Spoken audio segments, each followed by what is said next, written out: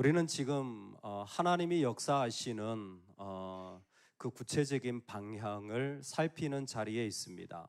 제사장으로, 레위로, 봉사자로, 그리고 은혜와 헌신의 자리가 하나님이 구체적으로 일하시는 자리입니다. 이를 통해서 성전이 지어지기를 원하고 계십니다.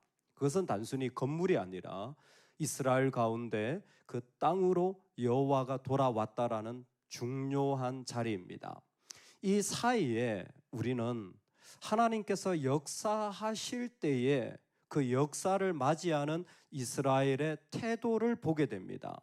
사실 어떤 역사나 어떤 일보다 훨씬 더 중요한 것은 과연 그 사람이 그렇게 함께 할 수 있는 태도의 사람인가? 과연 그 일을 같이 할 수 있는 모습을 갖추었는가라는 것입니다. 아무리 좋은 조건을 가지고 있어도, 아무리 뛰어난 역량을 가지고 있어도 사실 그 사람과 같이 하기 어려울 때가 많습니다. 그런 부분에서 오늘 이 말씀은 참 중요하다고 생각이 듭니다. 이 말씀을 읽으면서 요즘 학교와 연관되어서 섬기다 보니까 자연스럽게 드는 생각이, 예전에 그 고동코넬 총장님이 그 인터뷰를 하는데 그런 얘기를 하시더라고요. 그 대학에 교수를 뽑는데 세 가지 원칙이 있다. 잊혀지지가 않습니다. 첫 번째가 지성이다. 뭐 당연하죠. 교수니까 지적으로 그것도 세계 최고의 신학교 가운데 하나이기 때문에 절대 포기되어지지 않는다. 두 번째가 영성입니다. 그래서 특징이 뭐냐면 그 신학교 교수님들 대부분이 선교지를 거의 다 다녀온 분들이에요. 놀랍죠? 그냥 책만 판 분이 아니라 거의 다 선교 사역을 했거나 아니면 방학이면 한두 달은 꼭 선교지 가서 섬기는, 그게 뭐 영성의 전부라고 말할 수는 없지만 기본적으로 복음을 전하고 섬긴다라는 방향이 이렇게 뿌리 내려져 있는 그런 곳입니다. 세 번째 특징이 카인드니스였어요. 친절한 사람이어야 되는, 무례한 사람은 안 된다는 거예요. 왜 그러냐면 공동체가 같이 가려면 똑똑하고 영성도 뛰어나도 함께 할 수 있을, 함께 어우러질 수 있는 사람인지를 아주 중요하게 본다는 거예요. 그래서 사실 그 사람하고도 인터뷰하지만 그 사람이 속했던 공동체에 물어보기도 하고 이전에 섬겼던 자리들에 확인하기도 하고, 오늘 그 모습이 우리에게 그대로 하나님이, 만약 너희가 하나님의 일을 하고 싶니? 네가 하나님의 영광을 드러내고 싶니? 나는 너의 태도를 보고 싶다. 너 정말 함께 할 수 있는 사람이니? 너 정말 그럴 만한 준비가 되었니? 라고 물으시는 장면입니다. 첫 번째가 한 사람처럼 되는 태도입니다. 여러분, 우리가 각자가 있지만 한 몸이 되기를 주의 이름으로 축원합니다. 한 사람처럼 되는 것이 하나님이 찾으시고 구하는 중요한 모습이에요. 그 많은 사람들이 광야에서, 아니 바벨론에서 그 먼 길을 달려왔잖아요. 페르시아에서부터 1500km를 달려왔고 각자 꿈꾸는 삶이 있지 않겠습니까? 각자 원하는 자리가 있지 않겠어요? 그 가운데 기대치가 당연히 있을 수밖에 없지만 오늘 우리에게 하나님이 보여주시는 것은 무엇이냐면 일제히 예루살렘에 모인지라, 한 사람처럼 예루살렘에 모였다라는 말을 표현합니다. 이스라엘 자손이 각자의 성읍에 살았더니 일곱째 달에 이르러 일제히 예루살렘에 모인지라. 그 수많은 각자의 형편에 있는 사람들이 한 사람처럼 보이는 거예요. 여러분, 우리가 이제는 성령으로 살아갈 때 우리 공동체 안에서 한 사람처럼 되기를 주의 이름으로 축원합니다. 여러분, 한 사람처럼 된다라는 것 안에는 수많은 사람들이 자신의 생각을 딜리트, 지워버리고 생략하고 포기하고 버렸기 때문에 가능했을 것입니다. 각자의 생각대로 했다면 한 사람이 아니라 여러 사람이 되었을 것입니다. 이것은 하나님 나라 역사의 되게 중요한 모습입니다. 역대기에서 다윗이 왕이 됩니다. 흥미로운 건 뭐냐면 다윗을 역대기에서 왕으로 추대할 때 처음부터 온 이스라엘의 왕이었던 것처럼 묘사한다는 사실이에요. 사실은 그렇지 않습니다. 다윗이 왕이 될 때 사무엘서를 통하여 보면 다윗이 그 안에서 헤브론에서 7년 6개월 유다만을 데리고 절반도 안 되죠. 사실 반쪽짜리 왕으로서 시간을 보냅니다. 그 시간이 지나고 그 다음에 예루살렘에서 왕이 되는, 온 이스라엘이 왕이 돼요. 근데 역대기는 헤브론의 7년 6개월을 거의 생략해버립니다. 왜요? 관점이 하나된 이스라엘이에요. 하나된 이스라엘이에요. 하나된 이스라엘이 중요하다라는 겁니다. 그래서 우리에게 바로 역대기를 통하여 다윗의 위대함이 무엇이냐면 온 이스라엘이 하나 된 것을 보여주는데, 지금 포로로 끌려갔다 온 백성들의 모습을 하나님이 기대하시는 게 있는 거예요. 너희들의 모습이 하나가 되기를 원한다. 놀라운 것은 아마 이 장면이 거의 유일할 정도로 이 하나됨에 예루살렘에 모이는데 보통은 왕이 소집하거나 제사장이 절기를 알리거나, 근데 지금은 모든 이스라엘이 자원하여 예루살렘에 모입니다. 자원하여 그들의 마음에 아주 깊은 곳에 누가 말하지 않아도 성령의 감동이죠. 모두 다 하나같이 느끼는 게 있어요. 우린 죽어도 하나 돼야 된다. 하나 될 때까지 우리는 결코 멈출 수 없다. 여러분, 하나됨이 하나님이 가장 기뻐하시는 믿음의 태도입니다. 그럴 때에 그 사람과 그 공동체와 하나님이 그 일을 이루어 나가실 수 있는 거예요. 하나님은 지금 이스라엘 안에 그 마음의 역사를 일으켜서 전부가 하나가 되어져서 하나님 앞에 나아가는 거예요. 공교롭게도 그때가 7째 달에 이르러입니다. 7째 달은 이스라엘의 첫 번째 달이죠. 7월 1일이 나팔절로 신년이고, 그리고 7월 10일이 욤키푸르 속죄일이고, 7월 15일이 장막절입니다.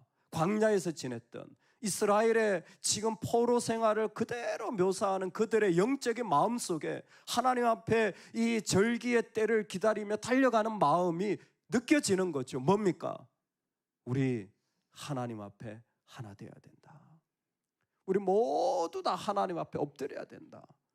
여러분, 우리 안에 이 한 사람처럼 이루어지는 이 역사가 우리 공동체 안에, 우리 삶 안에 일어나기를 축원합니다. 아멘. 두 번째는 그 가운데 무엇이 첫 번째여야 하는지 그들은 분명히 모두 다 알고 있는 공동체입니다. 여러분, 무엇이 우리의 첫 번째일까요? 무엇이 우리 안에 가장 먼저 세워져야 할까요? 만약 나에게 두려움이 있습니다. 두려울 때 나는 무엇부터 하는 사람입니까? 묻는다면 이스라엘은 분명합니다. 가장 어렵고 힘들 때 그들은 항상 예배를 세우는 사람들입니다. 가장 먼저 무엇이 있어야 되느냐 묻는다면 뼈저리게 배웠습니다. 말씀대로 예배를 세워가는 겁니다. 우리 2절 말씀인데요, 같이 한번 읽어보겠습니다. 요사닥의 아들 예수아와 그의 형제 제사장들과 스알디엘의 아들 스룹바벨과 그의 형제들이 다 일어나 이스라엘 하나님의 제단을 만들고 하나님의 사람 모세의 율법에 기록한 대로 번제를 그 위에서 드리려 할세. 아멘. 그들은 빼앗긴 나라에 살았습니다. 그리고 빼앗긴 이유를 곱씹었을 거예요. 여러분, 인생에 한번 이런 때가 있어야 됩니다. 정말 아프고 정말 어렵고 정말 고통스러운 순간을 겪은 사람들은 몸으로 배운 거예요. 내 인생에 제일 먼저 있어야 될 게 무엇인가? 왜 이런 일이 생겼나? 왜 바벨론 포로가 되었죠? 하나님의 말씀대로 살지 않은 거예요. 그 말씀대로 하나님 앞에 예배할 때 요시야 시절에는 말할 수 없는 영광이 있었습니다. 너무 극명하게, 므낫세 시절이 되면 모든 것이 다 사라져요. 너무 극명하게 보였던 그때는 몰랐어요. 다 자기 생각대로 했겠죠. 근데 빼앗긴 70년을 보내면서 그들은 정말 깊은 마음으로 뼈저리게 느끼는 겁니다. 두려워도 힘들어도 우리는 예배 앞에 선다. 제단을 세우는 겁니다. 할렐루야. 여러분, 내 몸이 부서져도 예배 앞에 서는 겁니다. 이게 이들의 심정이에요. 뭐 그게 핑계 될 게 없어요. 예배 앞에 서는 그 예배는 어떤 예배? 하나님의 사람 모세의 율법대로, 그 예배에 딴 게 들어가면 안 돼요. 딴 게 들어가면 안 돼요. 말씀대로입니다. 그냥 말씀대로 그대로 이루어져야 해요. 지금 그 일들이 우리나라에 심각하게 도전되고 있는 거예요. 최근에 고신교단에서 부산에 있는 그 새 모모 교회에 있어요. 손 모모 목사님, 미국 대통령하고 사진 찍은 분. 지금 거기 교단에서 그분 설교를 다 분석해가지고 엄청난 신학적인 논쟁을 벌이고 있습니다. 그분의 입장은 있어요. 아마 그 목사님은 어떤 정치적인 억울함을 당하고 뭐 어떤 이런 이야기들을 그 얘기에서 한 것 같아요. 교단의 입장은 이겁니다. 설교 단상이 하나님이 누구이신지를 얘기해야지 왜 이 땅에 정치판 얘기를 하는 곳이 되었나? 시대마다 설교 자리가 정치판 얘기하는 곳이냐? 우리는 시대를 뛰어넘지 못하는 존재입니다. 하지만 시대를 뛰어넘어 하나님이 누구이신지를 알아가는 사람들입니다. 여러분, 그때에 지금 이스라엘 백성이 하는 게 뭡니까? 모세, 그것도 하나님의 사람, 그를 통하여 준 율법대로입니다. 즉, 이 예배의 모든 구성도 말씀대로 이루어져야 되고 그 제단도 말씀이 그대로 선포되어져야 되는 거예요. 오늘 우리에게 가장 먼저 첫 번째가 뭔가? 여러분, 우리 중심에 주의 말씀이 먼저이기를, 주님 앞에 예배하는 것이 먼저이기를 축원합니다. 아멘. 그럴 때에 그들은 분명한 하나님의 백성된 징표를 가지고 있습니다. 표지를 가지고 있어요. 그들의 표지가 무엇이냐? 매일 번제입니다. 이게 세 번째 그들의 태도예요. 그들은 하나 됩니다. 일제히 모입니다. 그리고 가장 먼저 이 제단을 세우는 사람들이에요. 그런데 이 제단을 세우는 과정을 통하여 그들에게 분명하게 보여준 표지가 있는데 매일 번제입니다. 여러분, 이 일의 중요성은 오늘 말씀에서 대단히 강조되고 있습니다. 왜 그러냐면 지금 그들은 제단을 세우고 매일 번제를 드립니다. 번제는 아침과 저녁에 드리죠. 그래서 상번제라고 합니다. 그냥 한 번 드리는 것이 아니라 계속하여 이 제단에 예배를 드리기 때문에, 이 예배가 계속 지속되기 때문에 그렇습니다. 이게 이스라엘의 태도예요. 그런데 여러분, 제가 한번 질문해 볼게요. 지금 성전이 있나요, 없나요? 지금 성전이 없어요. 지금 성전이 안 세워졌어요. 성전을 세우기 전에요. 그 안에 그들의 목적이 성전이라면 성전부터 지어야 되는 거 아닙니까? 그런데 그때의 여호와의 성전 지대는 미처 놓지 못한지라 성전이 지어지지 않았어요. 그런데 그들은 지금 뭐 하냐면 하나님 앞에 매일 번제를 드리는 거예요. 여러분, 그 광경을 조금만 상상해 보십시오. 우리가 기본적으로 알아가는 성막, 그 성전의 모형이 최소한 있어야 될 거 아닙니까? 없어도 됩니다. 더 중요한 건 무엇이냐면 내가 매일 하나님 앞에 드리는 예배가 가장 중요한 거예요. 여러분, 내 사역 1도 안 해도 됩니다. 내 헌신 하나도 없어도 돼요. 그건 정말 중요한 게 아니에요. 중요한 건 내가 하나님 앞에 매일 상번제를 드리는 사람인가? 잊을 수 없습니다. 예전에 성도님 한 분이 예배를 마치고 저한테 그러더라고요. 목사님, 제 평생에 잊을 수 없는 메시지를 오늘 들었습니다. 무슨 메시지입니까? 제단불이 꺼지지 않게 하라. 번제 메시지를 레위기에서 나눌 때 있던 말씀 그대로예요. 근데 그 말씀이 너무 충격적이었다는 거예요. 제단불이 꺼지지 않게 하라. 믿음의 사람들의 특징은 그 불이 꺼지지 않았습니다.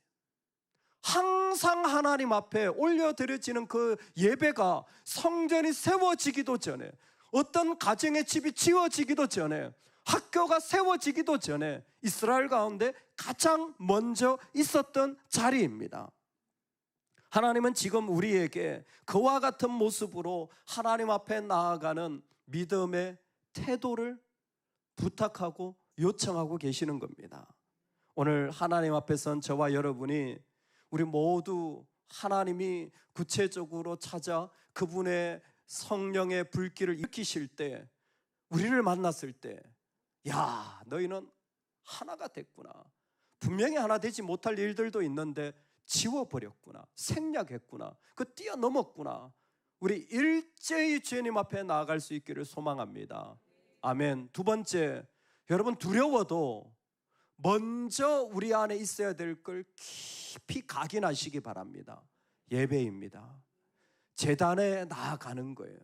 두려운 마음이 왜 없겠습니까? 어려운 일들이 왜 없겠어요? 쉽지 않은 자리들이 있습니다. 그러나 내 삶의 평생에 가장 먼저 있어야 할 건 내 하나님 앞에 나아가는 예배입니다. 그 예배가 어떤 예배입니까? 매일 번제입니다. 내 제단의 불이 꺼지지 않고 하나님 앞에 항상 올려드려지는, 비록 성전도 세워지지 않고 삶에 이것도 일으켜지지 않았지만 상관없어요. 상관없어요. 나는 하나님 앞에 상번제의 사람으로 나를 드립니다. 이 축복이 저와 여러분에게 충만하기를 주의 이름으로 축원합니다. 아멘.